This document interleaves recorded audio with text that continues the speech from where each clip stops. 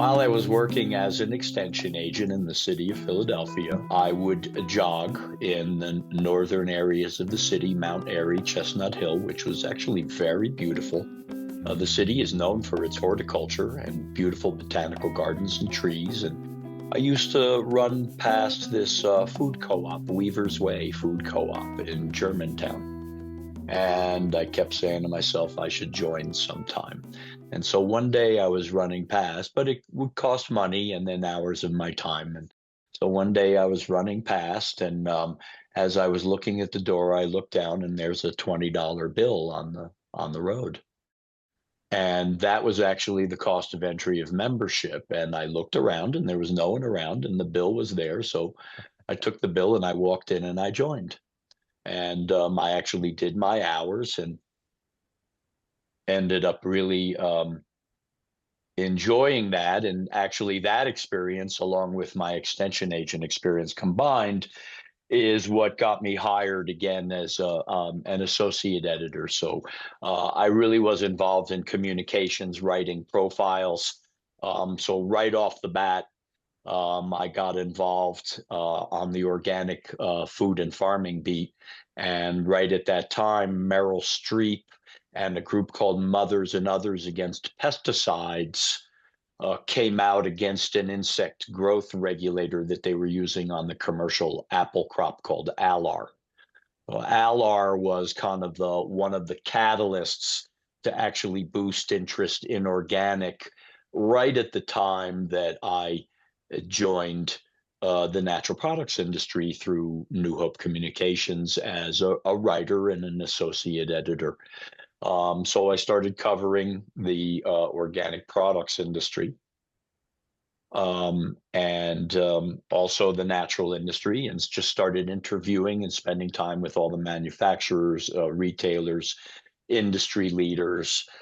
So that was a real formative time for me as a young professional, writing about everybody in the industry. But even that opportunity to spend time with the likes of some of the retail pioneers that really also established the modern day natural products industry, Sandy Gooch, John Mackey, Anthony Harnett with Bread and Circus in the Northeast, Mark Retzloff and Haas Hassan with Alfalfa's Market in Boulder and Colorado, Terry Dalton, who was leading restauranting and really beautiful natural foods, food service and grocery merchandising down in Miami, Florida.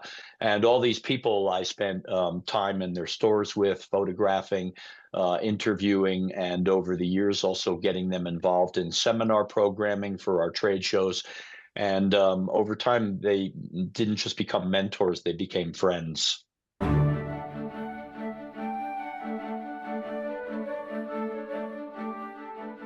So the people that stand out for me in the industry are those that were very formative in my career. Actually, interestingly enough, when I first joined New Hope Network in 1985, the founder, Doug Green, I had to pass a writing test, which they gave me a sheet of notes about this store in Austin, Texas, that suffered a flood, but the community literally and figuratively bailed them out, pun intended. They ended up growing, and their leadership, which included the one of the co-founders and CEO, John Mackey. I ended up passing that writing test, and what I didn't realize is it was about Whole Foods Market, and this is August 1985. So John, I still interact with. He's quite a mentor and a leader, and I see him once a year at least and get to interact with him. And I always joke with him and say, writing about your early work is what got me in the industry, and it's before I even realized the impact of Whole Foods Market. Other mentors, certainly the founder of New Hope Network, Doug Green, who just kind of set me out there and let me interact with all these leaders and actually travel internationally to create all these relationships with initially folks in Europe and also Latin America. Um, and a lot of the folks from Asia that would come to the United States, I would interact with them. I would say that Mark Retzloff, one of the co-founders of the Organic Center and Alfalfa's Markets, and with him, we are also co-founders of Naturally Boulder, which has grown into, I think, 10 different chapters across the country and now in Naturally Network. I still visit with Mark. I go out to his farm, and he continues to be not just a mentor, but he's on my advisory board for my public relations and brand marketing agency, Compass Natural. So there are people that I've known now for going on 40 years, including Sandy Gooch and Harry Letterman, that I stay in regular touch with. They continue to be supportive of my work and our business in promoting natural, organic, sustainable, and regenerative brands and organizations. The founders of the Organic Trade Association. One gentleman I haven't heard from in a while, but he's been on my mind, Tom Harding, the original president or one of the early presidents and co-founders of the Organic Trade Association, who was my mentor for many, many years. So, Tom, I send my love and my greetings out to you. I have many, many mentors out there. To me, they're all teachers. And hopefully, I'm in a position where through my writing, my interaction, my advocacy, I can also help educate. And that's been our approach through Compass Natural is while we write the stories of the founders and the brands, the benefits of the value, I would say, of organic food and farming. We're out there doing what I call informational educational marketing, really educate consumers about, well, when you look at USDA testing and you see that there are at least a dozen toxic synthetic pesticide residues on a conventional apple that you can't wash off. Well, it's the organic apple a day that keeps the doctor away at this point in time.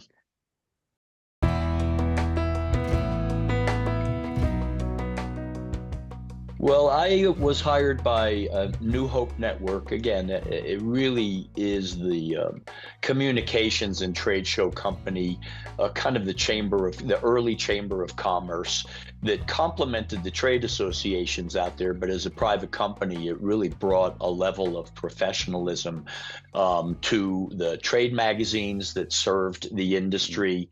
It really coalesced this new emerging modern day full service retailer, not just health food stores. And it actually really professionalized the trade shows serving the natural and organic and nutritional dietary supplements market. Before then, it had been one show sponsored by the original trade association serving the dietary supplement side. But a lot of the food companies, this gave them a real place in the industry. I came on, I think, in the fifth year of the West Coast show, Natural Products Expo West, which is now the world's largest natural and organic products show. I mean, people from, pre-pandemic, it was close to 90,000 people. Now I think they're back up to about 75, 80,000 people attending, more than 3,000 exhibit booths, et cetera. So that really started coalescing the industry. And I was hired when Doug and New Hope launched the first Natural Products Expo East in 1985. So it was a bit of a wave. He had launched a consumer magazine that was given away through retailers called Delicious. It was a big year of expansion for the industry and also for New Hope. Within a year, I was promoted to editor of the Natural Foods Merchandiser, which is and was the leading trade magazine serving the natural products industry. And then I was the director of all the educational programming for the Natural Products Expo West and East. My one fond memory, or at least ironic memory, is I was. And with our editorial team and the entire New Hope team, we would try to identify trendsetters, keynote speakers. Dr. Bland was an early keynote speaker. When Dr. Andrew Weil was first coming on the scene as a medical doctor, starting to espouse and advocate for holistic medicine, we actually brought him in as our opening keynote speaker. And I was very excited because I could see this guy was emerging. Um, about a dozen people came to his talk, and I was mortified because nobody had really heard about him. A year later, he was internationally renowned with his books. And, so we were just a little bit ahead of our time.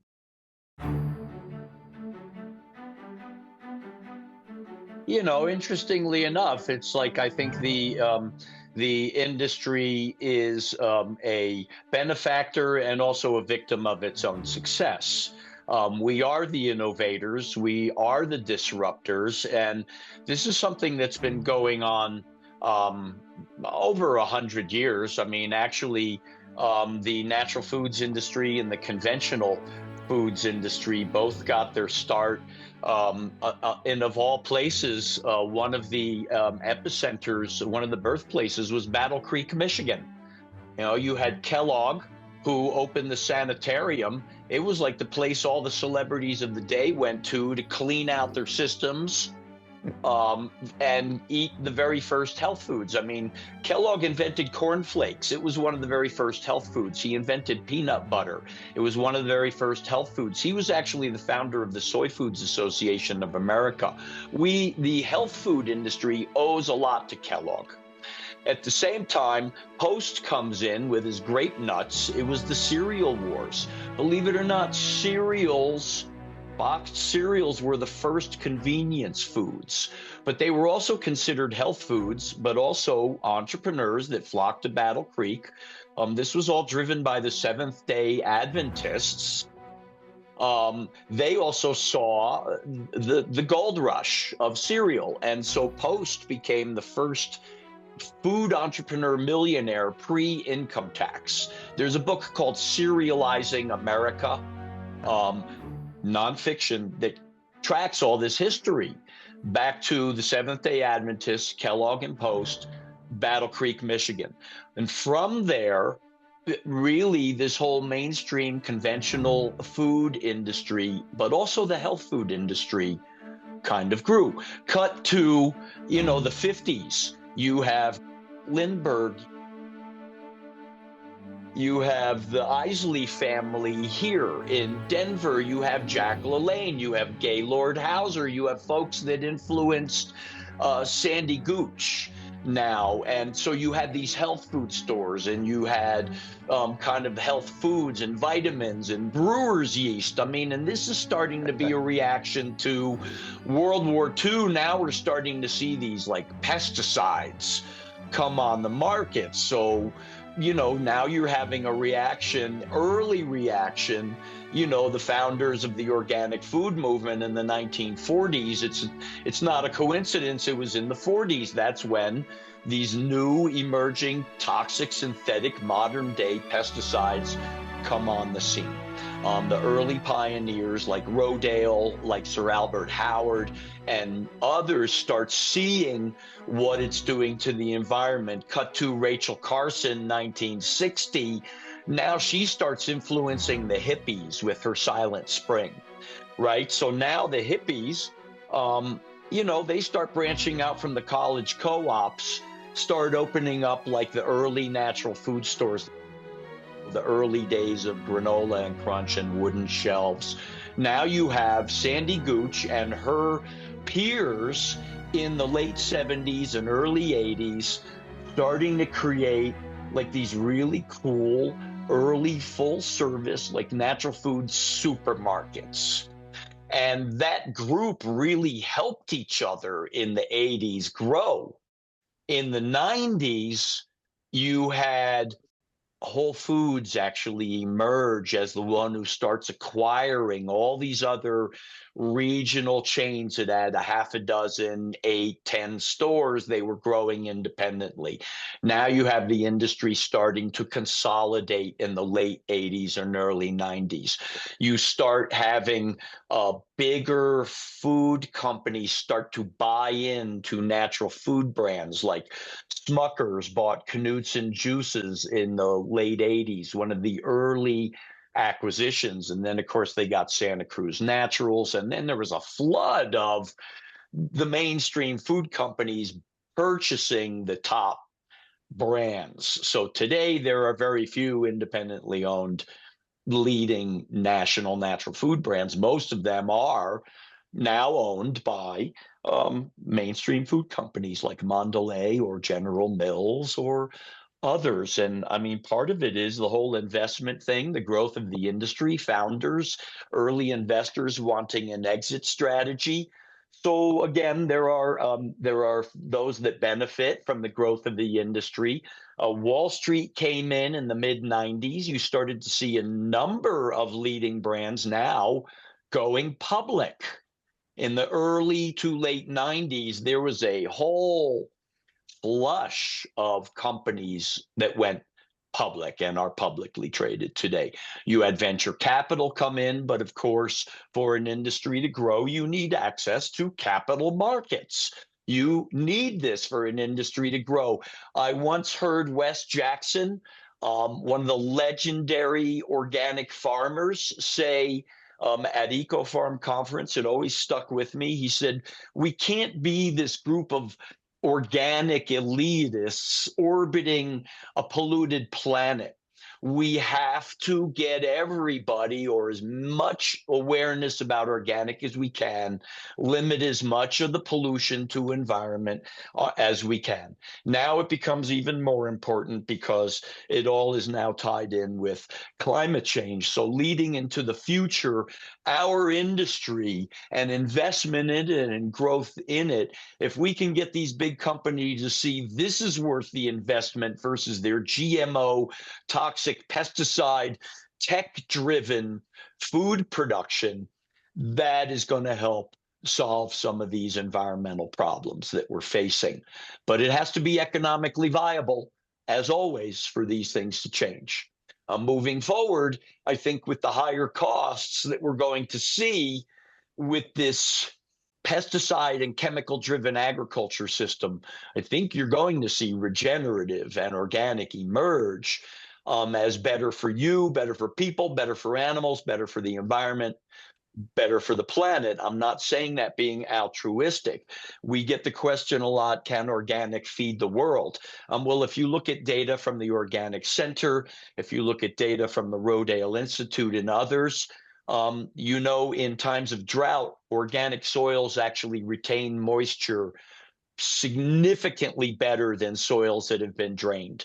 And also in times of flood, they hold water better and you just don't erode the top layer of topsoil. So every time in the winter you go out and you see a bare farm field that's carbon out into the environment, there should be some cover crop on there. That's regenerative.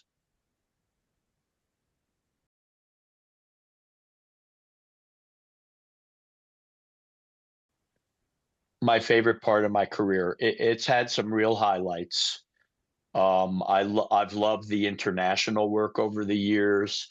I am a complete advocate for New Hope Network and its work in bringing the industry together still to this day. And it was very formative and allowed me to meet so many people in this industry, working with Arrowhead Mills in the 90s and learning real sales at shelf level, with the emerging retailers of the day and the independent retailers. And I still apply that to clients today, working with indie retailers. And I love that very much. They're still out there, that whole community, as well as I'm an advocate for the Whole Foods markets of the world because, they are the ones bringing and educating.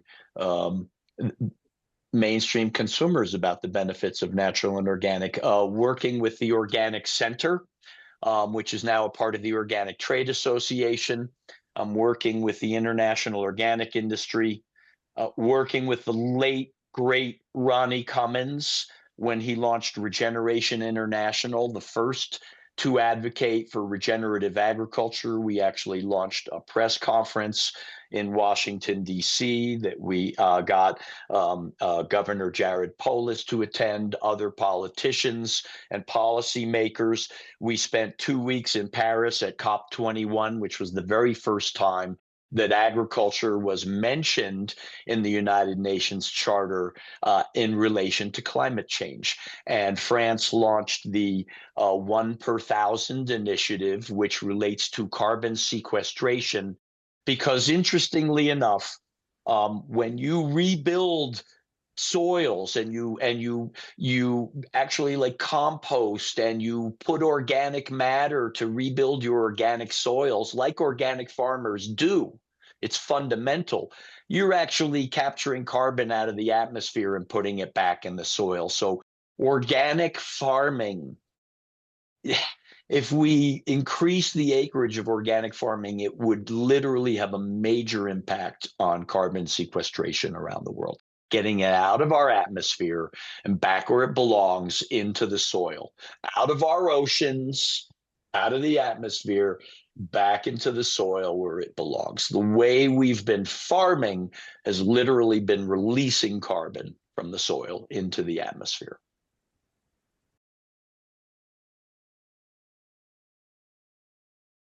That speaks to a lot of the history of where we are today. And I would say that the pandemic and the inflation and the long tail of the effects on the supply chains, traditional supply chains, have affected everything. And they've certainly affected the natural and organic products channel. Investors, I think, were really bullish on plant-based foods. You've seen that cool a bit. So the industry is really poised, I think, for a lot more innovation going forward. We need the investors to come back, and I think they are. I just actually, believe it or not, we spoke a lot of my involvement with New Hope. Well, in 1993, I moved on from New Hope. I joined at the time the leading organic food brand in the mid 90s was Arrowhead Mills. It became a part of the Hanes Celestial Group. The brand is still out there in a more limited way. But today now, I think we're seeing New Hope actually engaged my agency to help them produce this new concept show called Newtopia Now. It was held in August in Denver, and it kind of equalized the playing field by the way it had its layout of booths. It wasn't as expensive an endeavor as the Natural Products Expo West, where some brands are compelled to, spend $100,000 on like an island castle booth. So it just said, we're not going to do those. Come in. It's all equal for everybody. We have more affordable ways to go. So that actually invited a lot of young, innovative, entrepreneurial brands to the table. We ended up following and tracking 10 of them, which was really kind of fun because really all young people, people of color, different ethnic backgrounds, women entrepreneurs, husband and wife entrepreneurs that you can read about in New Hope. Look for Newtopia Now if you go to newhope.com. But I was very excited as a veteran, just tracking the passion of these new entrepreneurs in the industry. And I think they're bringing a lot of future innovation. And I'm hoping, again, the investment markets really come back and embrace that, because certainly the big supermarkets, the large food companies, the multinationals, they are looking at this market for innovation. This is where it's happening. It has happened historically it continues to happen moving forward. People who want to make positive change in people's health, in the way we produce our food, the way we grow our food, the impact food has on our environment and our society. And so there are a lot of heroes in this natural products industry that were driven by their own passions, many driven by their own health issues. But once you start realizing that, food and botanicals and herbs and these natural traditional ways, are really powerful medicines. Um, Again, I'm going to go back to if you think organic food is expensive, try healthcare. You either pay the farmer or you pay the doctor.